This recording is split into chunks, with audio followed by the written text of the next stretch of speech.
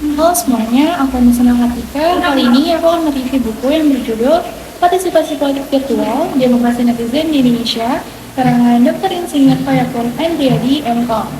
Oke, jadi bentuk praktik demokrasi berkembang seiring dengan kemajuan teknologi, komunikasi, dan informasi. Gerakan sosial politik berbasis internet yang digerakkan oleh netizen di seluruh dunia muncul pada abad ke-21 ini.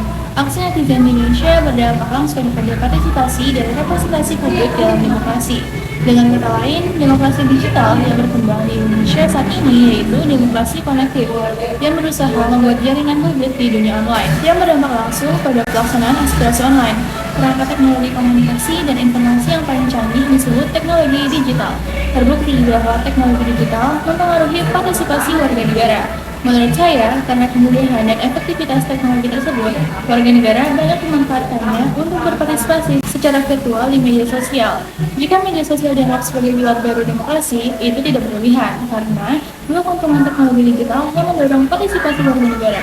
Michael Hogan, Bapak Netizen Dunia, mengatakan bahwa kehadiran jaringan internet akan semakin memperkuat demokrasi di tingkat global. Prediksi Hogan terbukti akurat, yaitu ketika Kim, yaitu salah satu orang yang karena jasa baik internet, bisa menikmati demokrasi dengan leluasa. Tak salah jika media sosial sebagai salah satu produk dari internet disebut dengan pilar kelima demokrasi selain eksekutif, legislatif, yudikatif, dan pers. Peran media sosial dalam membangun demokratisasi memang sangat strategis. Media sosial masuk ke relung terdalam tatanan sosial, sebuah ruang di mana warga negara yang otoriter tak bisa lagi menghegemoni warganya. Mereka bebas mengekspresikan aspirasi politiknya. Menurut pandangan penulis, yaitu Fayakun Andriadi, sangat yakin bahwa teknologi digital akan berpengaruh besar terhadap dinamika praktik demokrasi di berbagai negara, termasuk Indonesia. Buku cetakan kedua Fayakun Andriadi ini sangat disarankan untuk dibaca oleh akademisi dan khalayak luas yang sangat tertarik dengan media sosial sebagai pilar baru demokrasi Indonesia.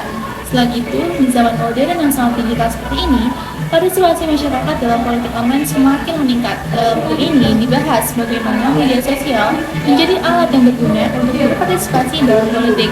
Teknologi digital telah menjadi topik diskusi dan politik. Contohnya, termasuk gerakan sosial dan pengaruh media sosial dalam kemenangan Jokowi dan Ahok di Pilkada Gubernur Jakarta tahun 2012.